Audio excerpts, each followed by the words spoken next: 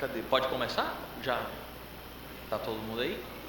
Bom, meus irmãos, vamos então dar início à nossa aula da escola dominical. E eu quero continuar nesse tema, e agora a gente vai poder discutir um pouco mais, né? Tirar algumas dúvidas, mas obviamente esse estudo ele está dentro de uma série de 18 estudos que nós estamos dando sobre o governo da igreja, sobre liderança. E hoje eu quero falar com vocês um pouquinho sobre o governo de Cristo sobre a igreja. Então convido você para abrir sua Bíblia em Efésios 1 até o versículo 13.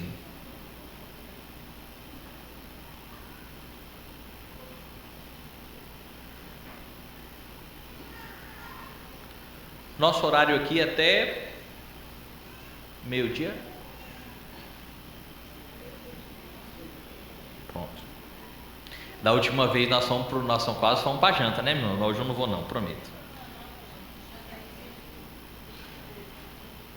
Efésios 1, de 1 a 13. Os irmãos que quiserem perguntar, participar, por favor, fiquem à vontade, tá? Efésios 1, de 1 a 13.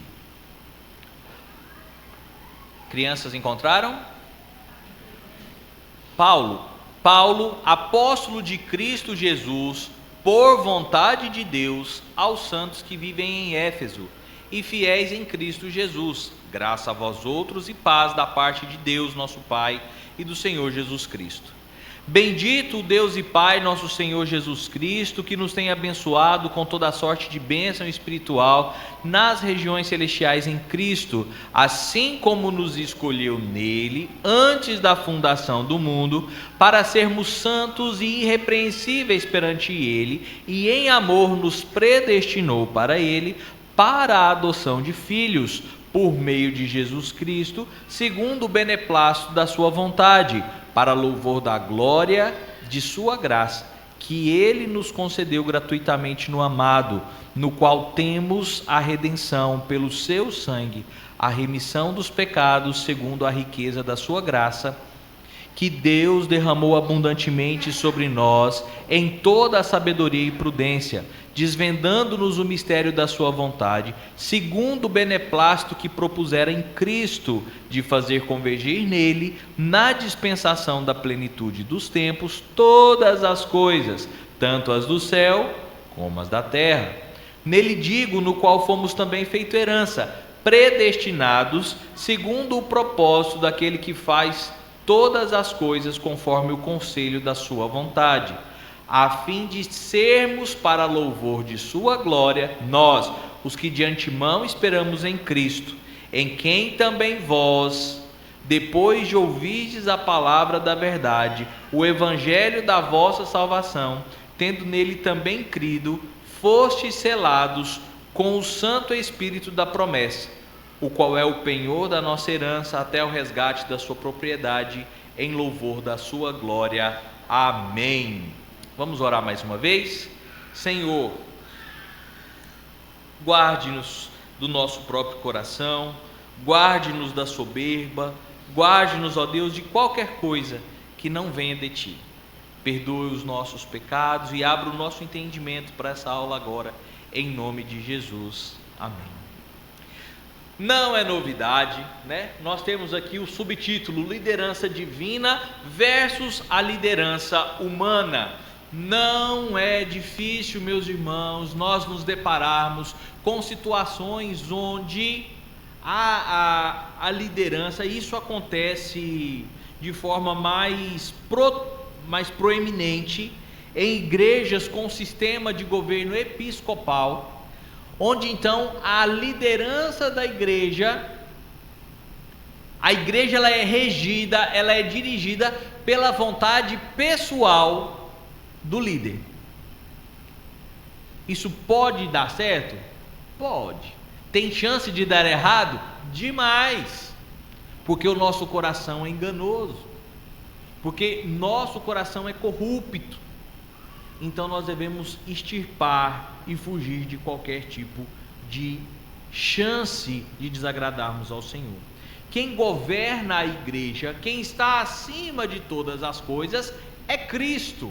E por isso, quando nós vamos eleger presbíteros, e nós acabamos aqui na igreja de eleger mais 2, né? Djalma e Júnior, não é? Graças a Deus por isso. Quanto mais presbíteros, melhor. Mais homens crentes, piedosos pensando, mais homens para pastorear a igreja, isso é extraordinário. Mas mesmo todos esses homens, como é aqui, precisam estar debaixo da autoridade e do direcionamento do Senhor Jesus Cristo, porque senão esse governo vai ser de homens para homens, e isso vai levar ao fracasso. Espera aí que o meu aqui fugiu. Pronto. Agora está igual. A igreja é uma instituição divina ou humana? Ela é governada por Deus ou pelos homens? A escolha dos líderes deve ser sempre atribuída ao Senhor? E o que dizer dos escândalos envolvendo líderes ou eleições manipuladas? Ainda assim, esses líderes devem ser respeitados como líderes da igreja? Muitas perguntas difíceis vêm à mente quando tratamos da relação entre liderança divina versus a liderança humana. O que fazer, meus irmãos, quando pastores, infelizmente, digo isso com total tristeza, caem, porque são homens, são falíveis? O que a igreja deve fazer frente a isso? O que a igreja deve fazer quando presbíteros então agem de forma contrária à palavra de Deus?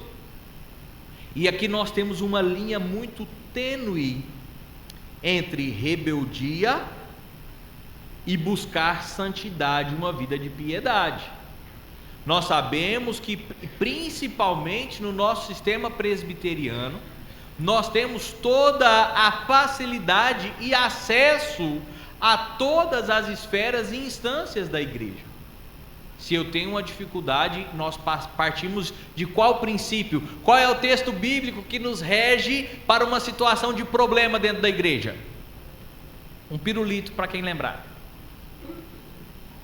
Ninguém?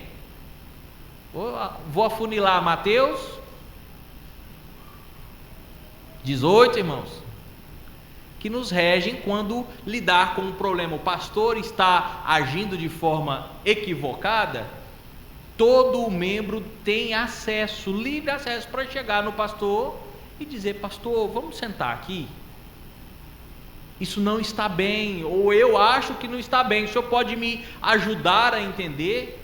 E se aquilo se concretiza um erro, todos os passos ali em Mateus 18 são nos dados para que a igreja ela experimente o que é um governo cristocêntrico, tá? Pode passar. Então, qual é o aspecto divino da igreja? A igreja é um projeto de Deus que nasceu na eternidade, pois antes dos tempos eternos, Deus planejou salvar um povo para si. As Escrituras repetidamente enfatizam que a igreja é composta por aqueles que foram chamados por Deus, povo eleito. Ainda que muitos possam participar dessa igreja visível, apenas os eleitos que foram salvos e unidos a Cristo fazem parte da igreja verdadeira. Quando nós olhamos, e a expectativa que nós temos é que Deus mande mais pessoas. Pensem nos nossos almoços comunitários, é sempre muito bom. A gente brinca com os irmãos, aquela alegria toda, quanto mais melhor. Mais pessoas experimentando da salvação em Cristo, e assim por diante. Quem traz essas pessoas é o próprio Espírito Santo. Mas todos que estão na igreja são de fato crentes? Pastor, mas quem que viria para a igreja se não é crente? Ora, meus irmãos, essa comunidade que nós temos, ela é muito agradável. E eu já digo isso a SAF, os encontros de SAF são bem divertidos. Os irmãos acabaram de voltar, Gildeon está maravilhado. com o evento que nós tivemos aniversário de 167 anos da IPB, 65, em uma igreja que já é centenária, 109, hoje eu estou todo errado com as datas, 119 anos de idade a igreja tem. Meus irmãos, é agradabilíssimo. O pessoal de Itaberaba chegou, pastor, a escola, o lugar foi bom, tudo organizado. Não é agradável estar com um povo desse, não? É bom. Não precisa ser crente para gostar de estar com esse povo, não. E por isso existem muitos que não são crentes e também estão no nosso meio. Mas isso não faz deles alguém salvo. Vamos abrir nesses textos aqui? Alguém abra, por favor, em Romanos 8, 29 e 30. Outra pessoa, abra em 2 Timóteo 1, versículo 9 e 10. E outra pessoa, abra em Romanos 6, do versículo 5 ao 11. Quem for achando pode ler, tá? Romanos 8. 2 Timóteo 1, 9 e 10. Quem achou Romanos 8, 29 e 30 pode ler.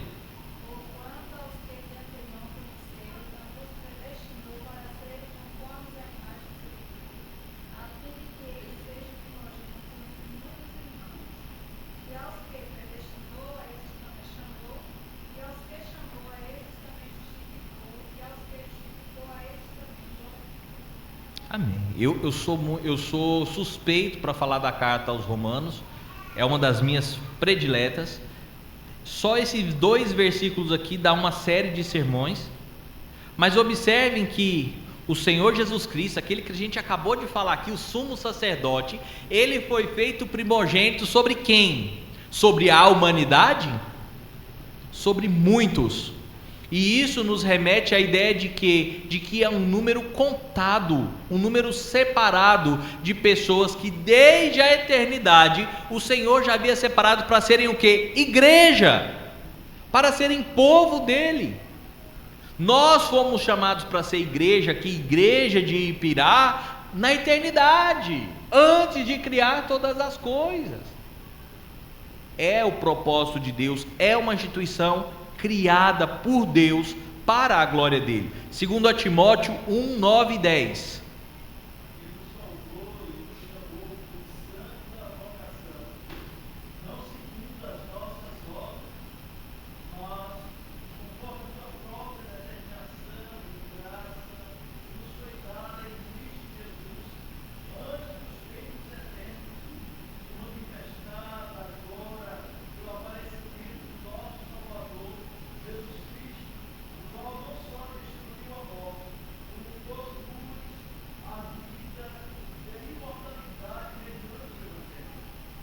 Meus irmãos, eu sei, aqui na igreja nós temos muitos empresários, glória a Deus por isso, que Deus continue prosperando o negócio de vocês. Mas seja você o patrão, seja você o funcionário, mesmo que seja funcionário público, a gente não se empenha para que, se eu sou empresário, eu me empenho para que a minha empresa ela seja uma empresa bem vista na cidade, que ela seja reconhecida. E isso não está errado não, viu, meus irmãos? Nós damos bom testemunho e as pessoas precisam, por qual é o segredo do seu sucesso? Cristo, Ele que me faz todas as coisas. E quando você está no trabalho, você se dedica para que através do seu trabalho, da sua dedicação, você faz uma pós-graduação, um outro curso, para que você possa galgar coisas maiores na sua vida profissional. E nós, por conta dessa situação, achamos que a nossa vida cristã é assim também, que quanto mais eu fizer para o Senhor, mais amado eu serei. Quanto mais eu me assistir mais pregações, fizer mais cursos teológicos, eu vou ser mais querido por Deus. Falso. Até o amor que Deus tem por mim é imutável. E não é isso ou aquilo que eu faço que vai fazer com que essa igreja ela seja melhor ou não. Não é pelo que eu faço, pelos meus méritos, é que eu vou alcançar uma posição de glória diante do Senhor. Não foi assim, não será. O que torna a nossa salvação tão extraordinária e a ideia da igreja como algo fantástico é que é uma comunidade feita de pecadores selecionadas pelo próprio Deus, onde não havia nada em você que o qualificasse para estar aqui, a não ser pecador. Porque se nós estamos aqui é porque nós precisávamos, e precisávamos muito. Todas as vezes que passar na sua mente assim, fulano precisava estar aqui, mas quem Deus trouxe para ouvir a palavra foi você. Deus sabe quem está precisando. Deus é quem vai trazer os doentes à casa dele. E nós estamos aqui, logo precisamos entender que nós precisamos mais, que nós precisamos buscar mais, e que participar dessa igreja, desse corpo visível, é um privilégio, mas também devemos ter a consciência de que servir a esse Deus é uma responsabilidade alta. Romanos 6, do 5 ao 11.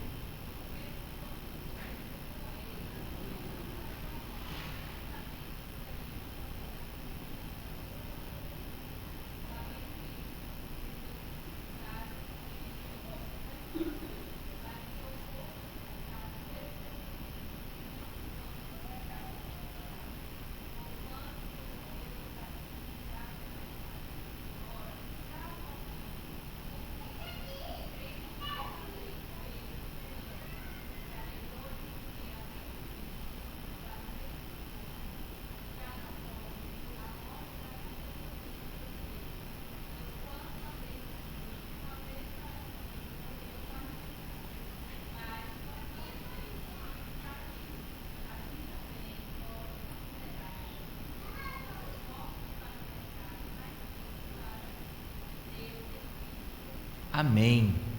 Os presbíteros estão bravos lá comigo, né? Eu falei, olha, domingo eu vou pregar lá em Pira. Mas você não estava lá domingo passado? Eu falei, estava, não, domingo passado eu cultuei. Esse domingo eu vou pregar. Mas domingo passado aqui nós participamos do quê? A ceia do Senhor. Privilégio.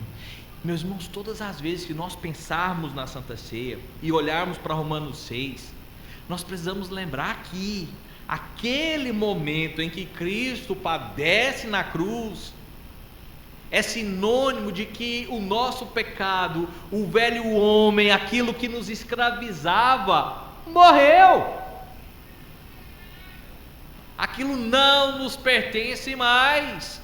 Não há mais amarras, não há mais domínio de nada sobre as nossas vidas, a não ser o domínio de Cristo nas nossas vidas.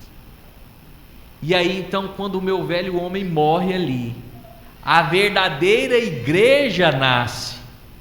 Porque se morremos para o pecado, vivificamos, ressuscitamos como Cristo ressuscitou naquela cruz, para sermos uma nova criatura. Essa igreja que nós participamos, ela deve ser um sinal, um sinônimo de pessoas que estão buscando viver uma nova vida.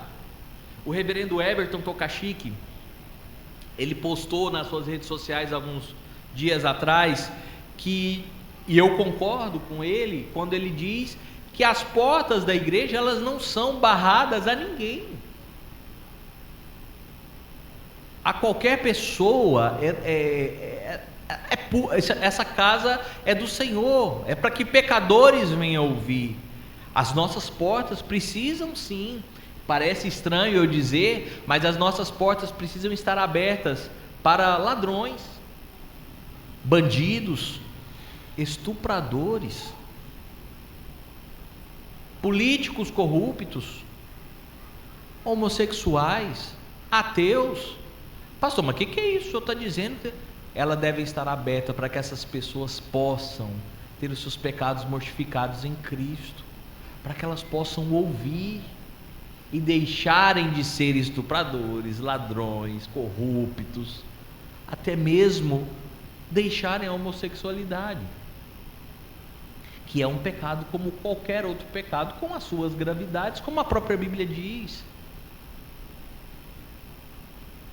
Essa casa, a igreja, esse aspecto divino da igreja é exatamente o que transforma as nossas vidas, tá? Pode passar, meu irmão. A igreja como obra do Trino Deus. Então, a igreja requer que, para que haja a igreja, eu preciso de um povo santo. Voltemos aqui para o que nós acabamos de falar no Salmo 110. O que eu preciso ter para ter um reino? Um rei, um território e o que? Servos. Nós somos o povo, nós somos o povo do reino do Senhor. E o que ele exige que sejamos? Quem mora em Ipirá é o quê? Ipiraense. Então, para que você seja um ipiraense, você precisa no mínimo morar onde? Em Ipirá, não é? Mas você não está morando aqui. Aí você tá igual eu, que sempre fala que eu sou de Goiás, né? Mas eu já moro na Bahia há 11 anos, 13 anos. Mas, em tese é isso de fato, né? Nascer aqui, primeira coisa é nascer aqui, para que você seja um ipiraense. O que eu preciso fazer para ser povo de Deus? Eu posso escolher nascer aqui ou ali? Eu posso escolher ser povo de Deus? Não, não posso. É Ele quem me escolheu. É Ele quem me separou de todo o restante para ser chamado de filho. Quantos habitantes tem aqui em Ipirá? 70, 65? São 60 para cá, mas para ali, 2 para mais, 2 para baixo, né? Quem dá mais? Vamos fechar em 60. Vamos pensar que é 60. Mesmo que sejamos 60 mil pessoas, já parou para contar quantas pessoas tem aqui? Esse templo cabe quantas pessoas? Umas 200 pessoas. Já pensou quando aqui estiver cheio de 60 mil, Deus separar 200 pessoas para ouvir o Evangelho? Ele acordou 200 pessoas para estar. Não somos 200 aqui agora, mas esse tanto de gente, esse tanto de pecador aqui, para ouvir a palavra do Senhor, é privilégio ou não? Nós somos seletos, nós fomos tirados do mundo para ouvir as palavras da salvação. O Pai planejou a igreja antes da fundação do mundo e a deu a Cristo para que, mediante a sua gloriosa salvação, criasse um povo santo e irrepreensível. Nós acabamos de ler lá em Efésios, e quando nós formos ler lá em Timóteo, 2 Timóteo 3, quando Paulo vai dizer: toda a palavra é útil para repreensão, correção, educação, a fim de que o homem seja o quê? Bonzinho? Não, que o homem seja perfeito e perfeitamente habilitado para toda boa obra. Nós fomos chamados para sermos diferentes do mundo. Nós fomos apartados do mundo, e é uma expressão de curral mesmo, de gado.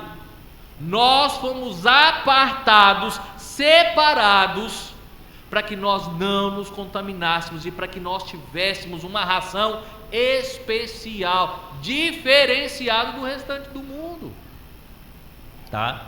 A razão dessa escolha foi o amor eletivo de Deus, cujo propósito era predestinar um povo para ser adotado em Cristo. O alvo da igreja era trazer glória e louvor a Deus, o seu planejador. Quando você for vir à casa do Senhor, seja na terça, seja na quinta, nas departamentais da SAF, na reunião dos homens, no culto, na escola dominical, pense muito bem o que está te motivando a vir à casa do Senhor. Porque nós somos chamados exclusivamente, nós somos feitos exclusivamente para honrar e glorificar o nome do Senhor. Pastor, eu preciso ir na igreja porque fizeram uma macumba para mim. Eu preciso ir na igreja porque meu filho não me obedece. Meus irmãos, o que a Bíblia nos diz? O que nós devemos buscar primeiramente é resolver os nossos problemas? Buscai, pois, em primeiro lugar o quê? E todas as outras coisas serão acrescentadas. Aquilo que nós recebemos de Deus é bônus, é um efeito colateral da misericórdia de Deus, porque eu não devo buscar o Senhor em busca de favores. Quando o Senhor Jesus Cristo multiplica os pães e os peixes, o povo já era comilão desde antes de formar a igreja, né? Eita povo! Quando o Senhor então multiplica os pães e os peixes, ele vai orar, ele caminha sobre o mar, atravessa para Cafarnaum, e de repente está Jesus e chega toda aquela multidão de novo. E o que Jesus diz? Vocês não estão atrás de mim porque eu sou o Cristo, vocês estão com a barriga vazia agora, vocês querem pão. Nós temos buscado, muitos de nós têm sido igreja para buscar favor do Senhor. Lembrem-se, nós somos servos, não somos aqui a visita para ser servido, somos nós quem trabalhamos. Nós temos os diáconos aqui. Agora, porque eles são oficiais responsáveis pela manutenção do templo, da ação social da igreja, é porque esses são 3, né, diáconos aqui, porque esses 3 homens são eleitos, então eu não vou trabalhar, eu não vou auxiliar, eu não vou servir o reino. Ora, meu irmão, acima de qualquer cargo que o Senhor lhe der, você já é membro do corpo de Cristo, você já tem que trabalhar. Qual é o órgão mais importante do corpo humano? Cérebro, também acho. Coração, não é? Coisas que não dá para viver sem. Chuta a quina do guarda-roupa lá no cantinho, dedinho mindinho.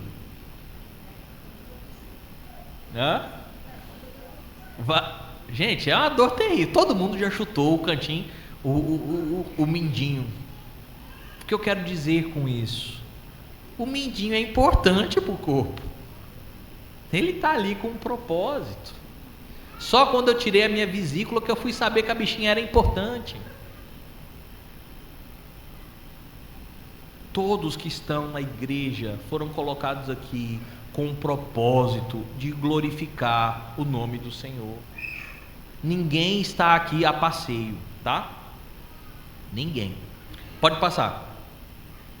O Filho de Deus, Jesus Cristo, concretiza esse maravilhoso plano do Pai, no texto que nós lemos lá de Efésios. Ele executou na cruz uma obra de redenção completa em favor do seu povo, trazendo remissão dos pecados e o pleno conhecimento da vontade do Pai. Nele, Deus dá a conhecer ao seu povo o mistério da sua vontade. Em Cristo, a igreja foi feita herança predestinada de acordo com o soberano e imutável conselho de Deus. O plano do Senhor ao constituir a igreja, meus irmãos, não era para que a igreja salvasse o pecador, mas que a igreja fosse o receptáculo para abraçar, para acolher todos aqueles que Ele salvou. Já pensou se dependesse do pastor Gustavo para alguém ser salvo? Meus irmãos, aí quando eu uso a analogia de chiqueiro, eu acho que eu seria o porco rei, levaria muitos à lama. E eu fico brincando, o pessoal lá na igreja já está irritado, que eu passo em feira, eu vejo aquela igreja da parede preta do bispo, como que chama? Bruno Leonardo. E aí eu fico treinando as poses, eu falo, vou botar. E aí o presbítero Ricardo, não vai pintar a parede de preto, senão você não aparece. Mas, meus irmãos, A partir do momento que alguém estampa o seu rosto na frente da igreja, ele é o salvador daquela igreja, ele é o Deus, ele é o Senhor daquela igreja. Nada do que ele abrir a boca para falar vai vir de Deus, e nós devemos estar. Arrasta multidões. Por quê? Porque a nossa visão de igreja é a visão de que nós buscamos um lugar para resolver os meus problemas. Se você tiver com um problema financeiro, que instituição você vai buscar para resolver, para tentar resolver seu problema? Não me diga agiota. Você vai no seu patrão, você vai num banco, não é assim? Eu preciso de um empréstimo para fomentar meu negócio, para crescer. Não é na igreja que eu vou, não, meus irmãos. Na igreja eu vou pedir sabedoria para Deus, para utilizar as riquezas que Ele deu, né?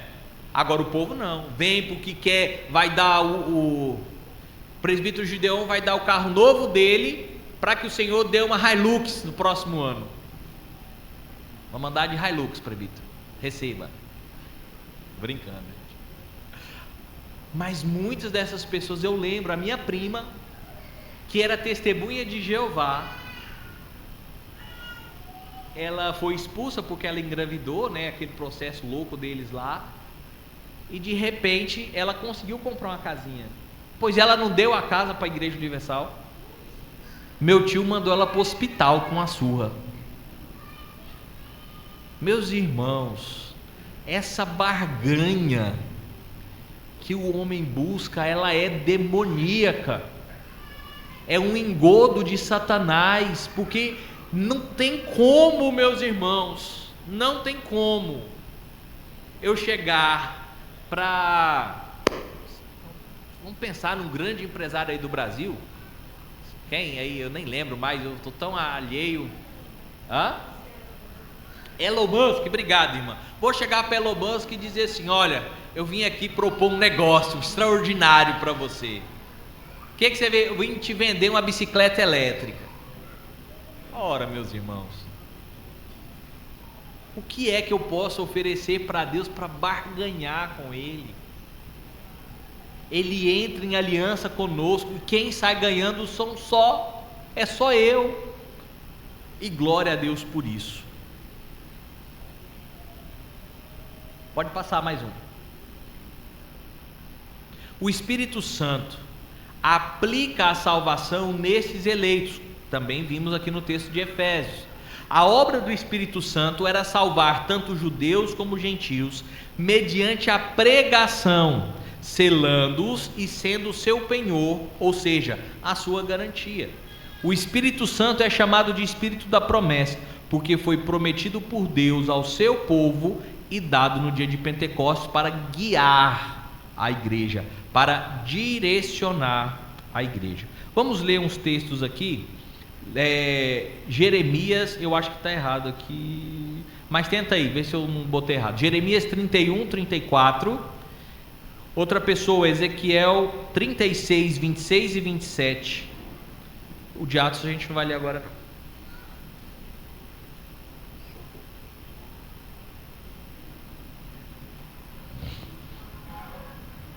Quem achou pode ler.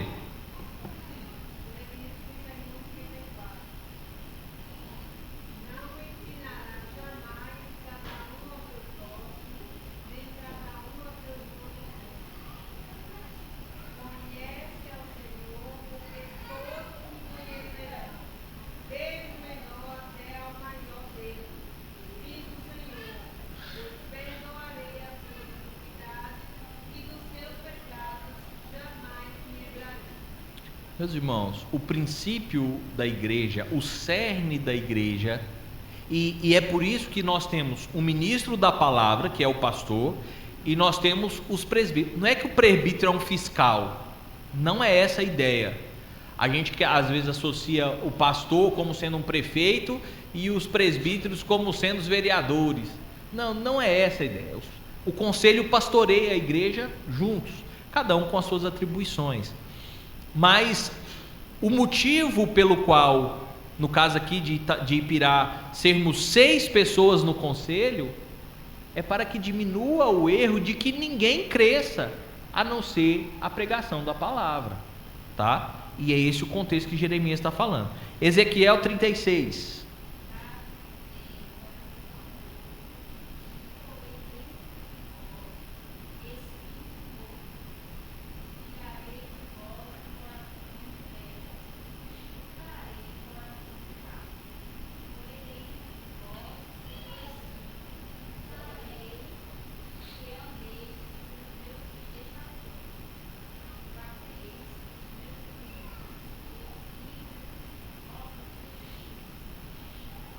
Pronto, pode passar, mais um. Isso. Quando nós fazemos parte do corpo de Cristo, nós somos selados. O que é um selo? Né, os irmãos aqui que são pecuaristas, né, que tem ou os bodinhos ou as vaquinhas, eles não precisam ser marcados. Hoje nós temos os brincos, temos monitoramento por satélite. Agora eu vi muito chique. O gado é criado solto agora e eles andam com um negocinho de dar choque. Não tem cerca. Agora que o gado vai sair do quadrado que você determinou, ele leva um choque. E você monitora da sua casa lá onde está o boi. Por que disso? Aquele boi está marcado, ele tem um dono, ele tem um selo, ele tem uma identidade. Nós também temos uma identidade. Nós fomos comprados. Nós somos propriedade exclusiva do Senhor. O Espírito Santo é tanto a garantia de que a igreja pertence a Deus, ao nosso selo, como é a primeira parcela, né, um depósito de Deus na sua salvação, com a certeza de que a completa herança futura será entregue. Nós já somos salvos? Já. Nós já estamos desfrutando da plena salvação? Ainda não. Isso nós faremos na eternidade, quando o Senhor voltar, tá bom? Pode passar mais um, meu irmão. O conceito...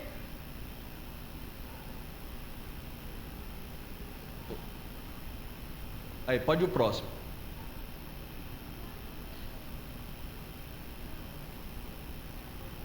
Pronto. O conceito da igreja como obra de Deus é importante porque ela não pode ser comparada às demais instituições humanas.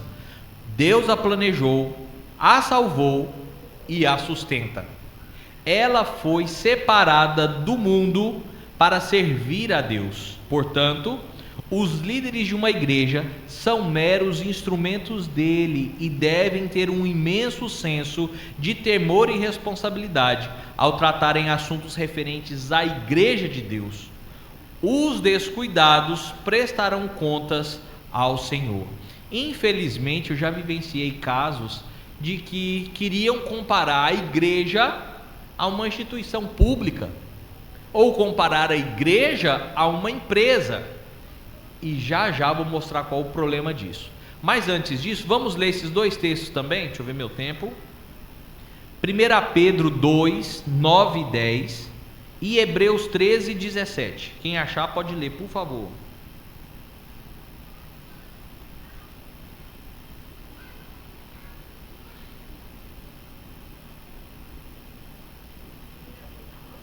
Primeira Pedro 2, 9 e 10.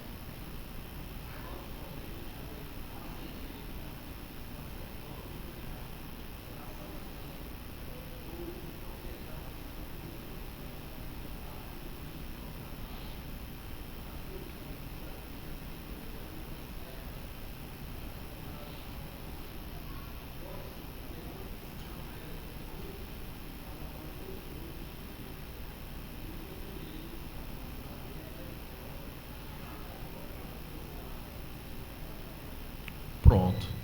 É um povo que foi eleito, separado, apartado, como a gente já tinha falado. Hebreus 13, 17.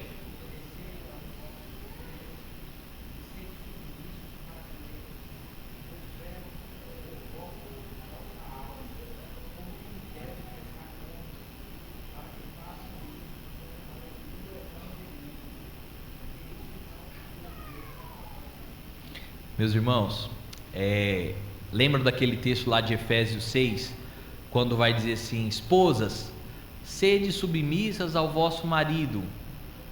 Aí parece pesado, mas o pesado está por vir. Maridos, amai as vossas esposas como Cristo amou a igreja. Vejam o peso disso. Temos ali o irmão Nilton, que é tesoureiro. Eu sou tesoureiro do presbitério também. Eu sei que o irmão tem a mesma sensação que eu todas as vezes que abre a conta do banco da igreja ou do presbitério, que seja.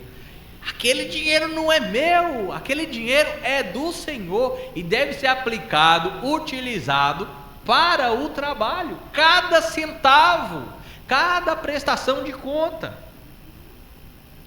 deve ser feito para a glória do Senhor. Deve sim ser fiscalizado. Domingo passado também teve aqui a apresentação dos relatórios financeiros. Graças a Deus, Deus tem prosperado a igreja. Louvado seja o nome do Senhor por isso. Mas tudo deve ser feito para a honra e glória do Senhor. E aí é onde eu trago a lembrança, e aqui a gente está aí nas comemorações do aniversário da igreja, a lástima que foi o nosso rompimento com a igreja que nos plantou. A Igreja Presbiteriana da América, que foi quem enviou o Simonton ao Brasil, se perdeu pelo caminho, totalmente. E é onde eu digo: até quando nós nos subjugamos à autoridade civil? Até quando nós nos subjugamos à autoridade eclesiástica? O limite, meus irmãos, é a palavra de Deus. É o mesmo princípio que nós temos para sermos federados à IPB. Enquanto a Igreja Presbiteriana do Brasil for fiel à palavra do Senhor, nós estaremos juntos. Esse é o que Deus manda. E por isso, meus irmãos, nós devemos orar, botar os nossos joelhos todos os dias no chão, pelas nossas lideranças, pelos nossos presbíteros, pelos nossos pastores, porque Deus tem usado esses homens para que o reino prospere, para que o reino cresça. Satanás fica feliz com isso, meus irmãos, como da igreja está bem? Obviamente que não. E ele vai atacar primeiro quem? A liderança. E por isso esses homens devem ser homens de oração, devem ser homens respeitados, para que Satanás não tenha ação sobre a vida deles. Pode passar, meu irmão. Cristo governa a igreja mediante a ação do Espírito Santo. Cristo prometeu aos discípulos que não os abandonaria e que enviaria o Espírito Santo Consolador para guiá-los em todas as coisas. Essa promessa e o seu posterior cumprimento no dia de Pentecostes foram a garantia da identificação e contínua presença de Cristo no meio do seu povo. Então, como é que a liderança vai governar a igreja? Sob a ação, sob o zelo, sob o temor do Espírito Santo, meus irmãos. É Ele quem governa, é Ele quem dirige, tá? Pode passar, meu irmão. A vinda do Espírito em Pentecostes é a vinda do próprio Cristo, visto que a presença do Espírito é a presença de Cristo. O Espírito é a garantia que Cristo continua guiando o seu povo hoje. Como é que Deus guia a igreja física que nós temos? Através de Cristo, que é o dono da igreja, que utiliza, se vale dos seus presbíteros, dos pastores, para conduzir a igreja. Pode passar mais um, meu irmão, senão eu vou estourar meu tempo.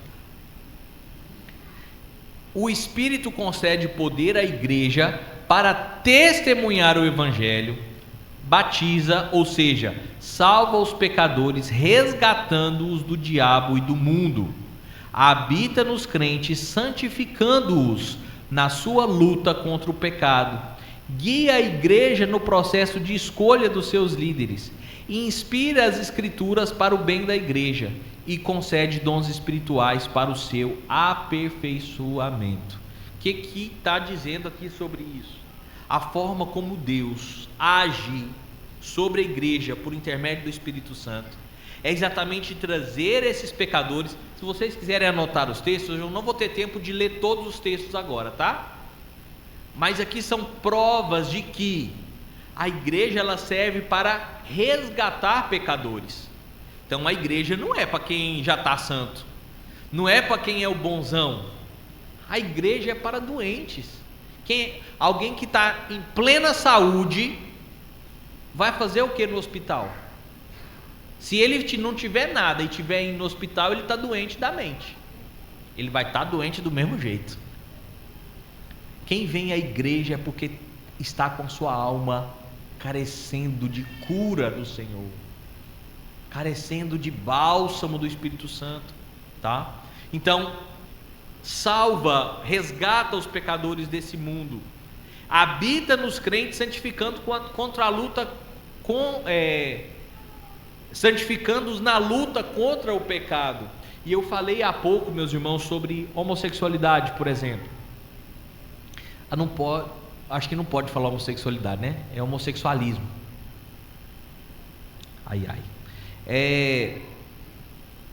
Eu atribuo, meus irmãos, pecados na área sexual como sendo os pecados mais difíceis de lidar, mais labutosos. E eu creio também que é possível que uma pessoa homossexual ela seja um crente verdadeiro. Ô pastor, isso não existe. O que eu quero dizer com isso é que no nosso meio podem haver pessoas que vão morrer lutando contra esse pecado, não cedendo, obviamente, mas lutando, tendo que mortificar a carne, da mesma forma que um alcoólatra vai ter que lutar a vida toda contra aquela dependência, como um dependente químico, que já nem é mais essa expressão utilizada, né? Porque saíram alguns estudos agora que a dependência de drogas e bebidas, por exemplo, ela é psicológica, não é mais, já está se aceitando que não é mais fisiológica, mas não deixa de ser uma luta. E é Cristo, através do seu Espírito Santo, essa comunhão dos santos, que vai fazer com que nós lutemos contra a nossa carne, que a gente peleje contra o nosso pecado, tá? Na escolha dos nossos líderes, pois não, meu irmão, à vontade.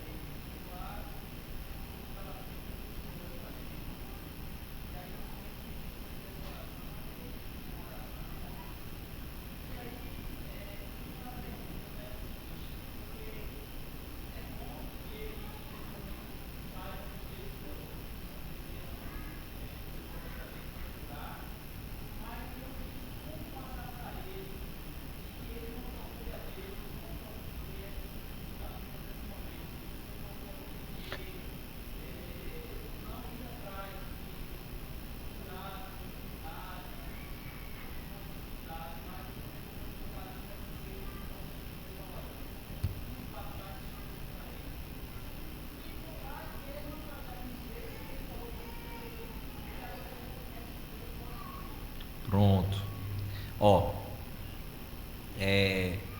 Lembra lá aquelas pragas do Egito, gafanhoto, piolho, as pestilências, eram todos sinônimos ou sinais dos deuses relacionados, né? Havia um deus que era adorado tipo uma espécie de piolho, então por isso Deus mandou a praga. Quando Deus pode se valer sim de situações de botar a pessoa no chão, como fez com o filho pródigo, né? Na parábola do filho pródigo, por exemplo, para que ela reconheça ao Senhor, que ela abra os olhos. E aí a pessoa vai estar nessa situação e vai procurar o Senhor. Quando eu digo que a gente não deve procurar o Senhor por favores, é no sentido contínuo. Vamos pegar a nossa situação e nós mesmos, que já fomos transformados, que já fomos convertidos, continuar nessa prática. Deus está pesando a mão, eu não posso nem assim, eu não sei a situação toda, mas vamos considerar que é Deus pesando a mão no seu amigo, hipoteticamente.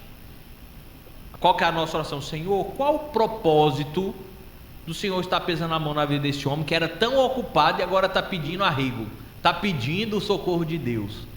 Talvez Deus queira mostrar a ele que é ele que é o Senhor, que não há nada fora dele, né? Ele estava idolatrando todo o restante e menosprezando Deus. Assim como Deus fez com o filho pródigo e vários outros personagens das Escrituras, pode ser um instrumento, um meio pelo qual Deus está resgatando Jonas, por exemplo, Paulo. Mas essa prática repetida e contínua de barganha, de buscar a Deus porque eu preciso disso, aquilo, outro, é prejudicial, é grave. Então a maneira correta de buscar o Senhor é para glorificar o nome dele. Agora, um indivíduo que está nessa situação, ele ainda não tem noção disso, de que deve buscar o Senhor por gratidão, pelo que Deus dá a ele. Então é nessa situação que ele vai ouvir o Evangelho e vai entender que não vai vir para buscar recompensa de nada, que vai vir porque é grato, porque é eleito, entendeu? É nesse sentido.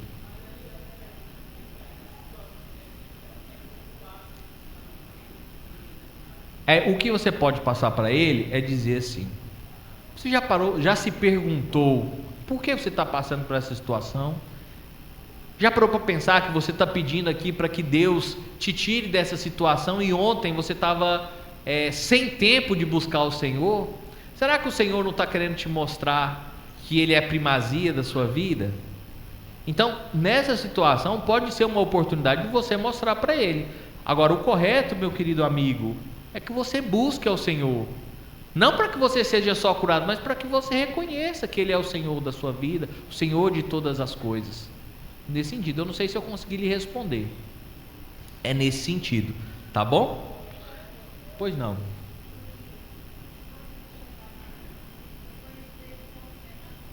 Como pecador.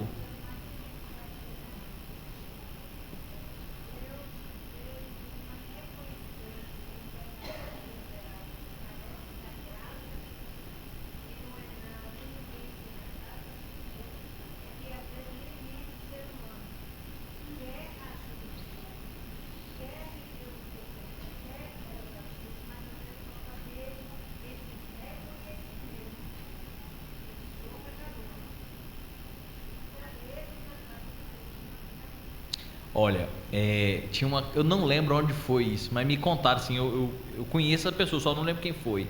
Uma criança queria pregar o evangelho para o avô, que não era crente.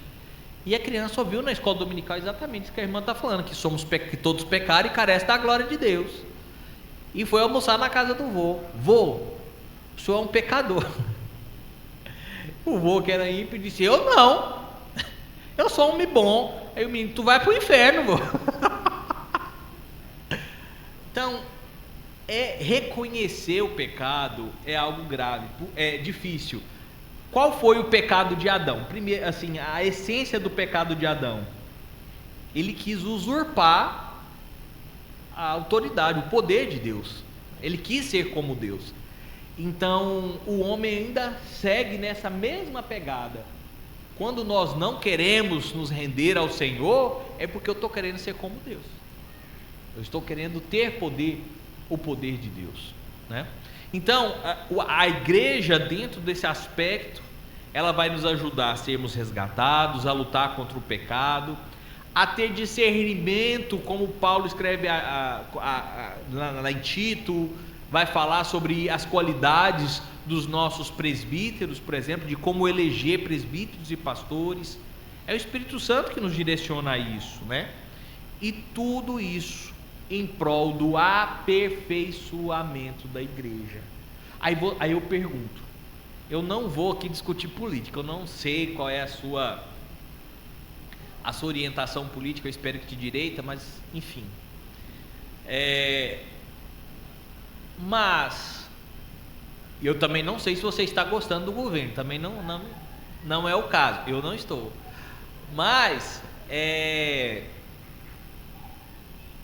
se vamos considerar que de fato o governo está sendo mau, Deus está alheio a essa situação? Por que Deus então me dá um governo mau? Para me aperfeiçoar, para corrigir, para me tornar melhor, para me polir. Quando a gente pinta a parede da nossa casa, depois que o pedreiro, tem um irmão aqui que é pedreiro de mão cheia lá, né, nosso irmão. Depois que o irmão passou a massa de cimento, o que ele faz para passar a tinta? Dá aquela lixada, aplanar, para a tinta absorver bem. O Evangelho faz isso, meus irmãos. É por isso que nós precisamos ouvir a palavra todo domingo, porque nós somos uma parede caracuda que precisa ser lixada, que precisa ser aplanada, e o Evangelho faz isso. A pregação da palavra é exatamente isso. Então esse aspecto divino da igreja, as dificuldades que nós passamos, elas são para o nosso aperfeiçoamento. Pode passar, meu irmão. O alvo do Espírito Santo é levar a igreja a ter um conhecimento profundo de Cristo, tornando-a parecida com Ele. Quando a igreja começa a parecer mais com o pastor do que com Cristo, nós temos um problema. Primeiro, porque a igreja seria feia e fortinha, né? Cadê o pastor Fábio?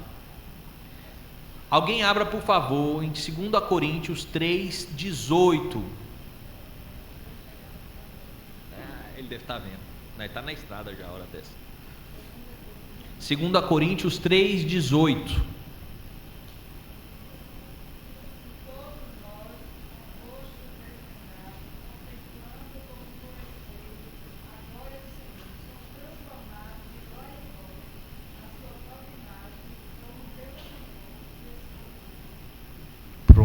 Somos transformados, meus irmãos.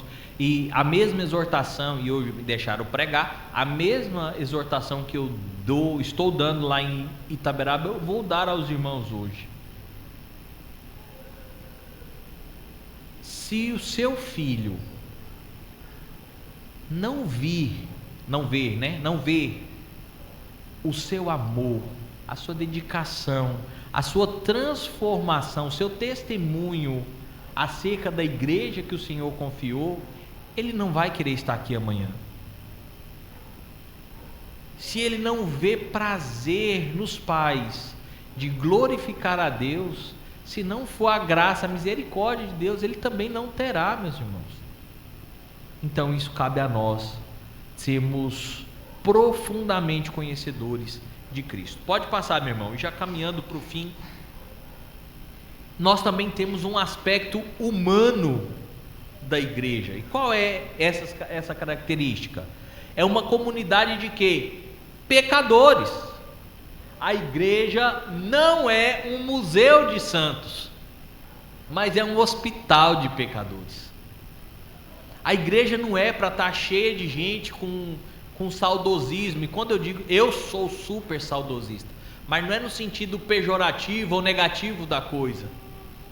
É no sentido de que é porque só era bom quando, meus irmãos, aqui é para chegar pecadores, cada dia mais para chegar gente mais difícil para lidar, para dar trabalho para o conselho, para que ele seja transformado, e Deus vai usar, e Deus vai polir, e Deus vai transformar, né, aquele barro ruim, como eu vi no vídeo, em um barro de honra, um vaso que glorifica a Deus. Concorda que no mesmo vaso você pode plantar cansanção, e no mesmo vaso você pode plantar uma rosa linda, perfumada? Nós somos o cansanção, e Deus nos limpa, Deus nos tira espinhos, tira até o veneno da gente, Ele transforma. Então, a primeira característica da igreja é que ela é uma comunidade de pecadores. Pode passar, meu irmão. A igreja nunca deve aceitar o pecado em seu meio como algo normal e natural, mas como uma rebelião contra Deus. Cada cristão não apenas luta contra os seus pecados, mas tem a certeza de que já é mais do que vencedor em Cristo. Entretanto, muitos líderes e membros podem não viver o verdadeiro evangelho. Aos que mancham o nome da igreja, Deus promete não só sua própria disciplina, como concedeu aos líderes o poder das chaves do céu para disciplinar os rebeldes e excluir da igreja os obstinados no pecado. Qual é uma das principais marcas de uma igreja saudável? Disciplina.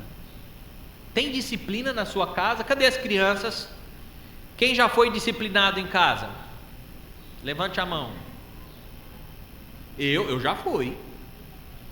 Ninguém, as crianças aqui não estão experimentando um cuião? Tu já foi também. Cadê a criança? Já foi? Cadê mais? Ninguém mais? Que criança obediente é essa? Tim, Tom nunca foram? Não esquentaram o seu couro não?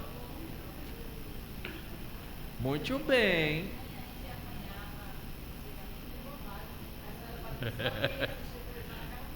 Olha aí. Obviamente que nós pais, infelizmente, nem sempre disciplinamos os nossos filhos com justiça, né? Quem nunca jogou um chinelo no menino de raiva? Mas a ideia é que Cristo não faz isso conosco. Ele não nos disciplina com ódio, Ele nos disciplina por amor. E a igreja, no seu aspecto humano, ela deve ter sim disciplina. E disciplinar membros não é papel do pastor, mas é do conselho da igreja. Não é porque o presbítero, não vou com a cara do irmão, vou disciplinar ele. Não é isso não. O conselho disciplina porque ama. Se você precisou ser disciplinado, se sinta amado e arrependa-se do seu pecado, óbvio, né? Mas se sinta amado. Porque você tem um conselho que Deus colocou sobre a sua vida, para preocupar com você, para chorar com você, para se alegrar com você. Esse é o motivo. Ontem foi aniversário do João, tomara que ele não veja o vídeo. O João é filho de um presbítero lá do Piauí, hoje presbítero, um homem que eu respeito muito. E aí o João, ele aprontou um negócio na escola e mandou que ele viesse falar comigo no gabinete. Aí ele veio, a gente conversou, ele mentiu para mim. Aí a mãe descobriu, deu uma surra, já grande, tinha uns 10, uns 11 anos. Aí a mãe descobriu, apanhou, o pai chegou do serviço, ele pegou, apanhou e fizeram ele vir confessar comigo, né, contar, porque ele tinha mentido para mim. Aí ele foi chegando assim, a mãe dele, conta João, o que foi? Foi o que, João? Não, é porque meu pai me bateu. Falei, que coisa boa, João, que coisa extraordinária. Seu pai te ama. E merecia outra surra porque mentiu para mim também. Mas o Senhor cuida da igreja tratando, meus irmãos, inclusive quando coloca maus líderes, que não é o nosso caso, graças a Deus, tá? Anotem os textos para vocês lerem em casa, senão eu já quero terminar. Por fim, meus irmãos, compreender que a gloriosa igreja de Cristo é ao mesmo tempo uma assembleia composta por pecadores, ajuda os líderes e os membros a ter uma expectativa correta quanto ao que a igreja é verdadeiramente. Na prática ministerial dos líderes, é importante saber disso, porque muitos se frustram, tendo uma visão romântica da igreja como uma comunidade sem problemas. Quando a gente se interna no hospital, qual é a chance da gente pegar uma infecção hospitalar? É altíssima, meus irmãos, porque só tem doente lá. Se você não quer conviver com pecadores, não venha para a igreja, porque a igreja é cheia de pecadores. Mas a diferença é que esses pecadores que aqui estão, que foram apartados, estão buscando o quê? Santidade. Estão buscando lutar contra o pecado, estão buscando no Senhor serem irmãos em Cristo melhores, maridos melhores, esposas melhores, filhos melhores. E é assim que essa instituição divina, criada por Deus, se vale das suas características humanas para que ela cresça, para que ela se multiplique. Vivamos como igreja que glorifica o nome do Senhor, não para os louros, não para as famas, mas para que o nome do Senhor cresça, para que o nome do Senhor se multiplique e para que o nome dele seja exaltado sobre todo o nome. Que Deus continue abençoando a Igreja Presbiteriana de Ipirá, que nesse último ano eu tenho acompanhado, viu, meus irmãos? A minha proximidade com o Fabinho, a gente sempre se alegra que as nossas igrejas têm crescido. E a melhor parte não é por nossa causa, é porque Deus tem abençoado, tem nos dado presbíteros bons, presbíteros que zelam pelo rebanho. Isso é fundamental. Não adianta ter pastor bom, viu? Não adianta ter pastor bom e ter presbítero ruim. É pior. É melhor ter um pastor ruim e presbíteros bons, porque aí você não vai ter um pastor ruim. Mas eu louvo a Deus pelos irmãos presbíteros aqui da igreja, os que estão iniciando o ofício de presbíteros. Que o Senhor dirija a vida de vocês, para que a igreja seja abençoada pelo ministério de todos vocês 5. Tá bom? Meus irmãos, então eu oro. E nós vamos lá, vocês vão lá no Caldas Novas, né? Já vai ter um encontro de casais lá, pode procurar a irmã aqui, viu? Nós já vamos organizar. Sendo assim, meus irmãos, eu quero encerrar orando em favor da Igreja de Cristo e principalmente da igreja aqui em Ipirá, com o seu bracinho lá em Cabralha. Que Deus continue usando essa igreja para resgatar outras, se assim for preciso, né? Já pensou que privilégio? Eu me senti tão orgulhoso com o meu carro, que os irmãos sabem que me deu tanto trabalho, né? Me dá tanto trabalho. Aí o dia que o pastor Fábio grande, maior, né? O pai, o Fábio me liga, tô quebrado no meio da história. E eu fui com o meu carro velho puxar o dele. Me senti grande, que coisa boa, que essa igreja está saudável para ajudar outros irmãos. Glória ao nome do Senhor. Agora ore para que ela continue saudável, que o Senhor nos fortaleça. Vamos orar? Santo Deus, obrigado por essa casa que o Senhor separou. Obrigado pelos homens que o Senhor colocou na liderança desse lugar. Obrigado pelas mulheres que fielmente têm auxiliado o trabalho aqui. Obrigado pelas crianças que estão testemunhando algo extraordinário e que devem aprender como fazer melhor do que os que estão fazendo agora. Fortaleça cada um de nós, a igreja de Itaberaba, a igreja de Ipirá, de Riachão, de Iaçu. Ó Deus, tem misericórdia. Não permita, Senhor, que nos desviemos, não permita que venhamos a fraquejar. Seja com esse trabalho lá em Cabralha, Senhor, o Senhor sabe de todo o contexto, toda a situação, sabe das nossas motivações. Prospere o seu reino e não a nossa. Glorifique a obra do Senhor Jesus Cristo, para que pecadores se arrependam, para que todos os eleitos ouçam e se arrependam dos seus pecados. É em nome do Senhor Jesus Cristo que nós oramos e agradecemos. Amém. Bom, meus irmãos,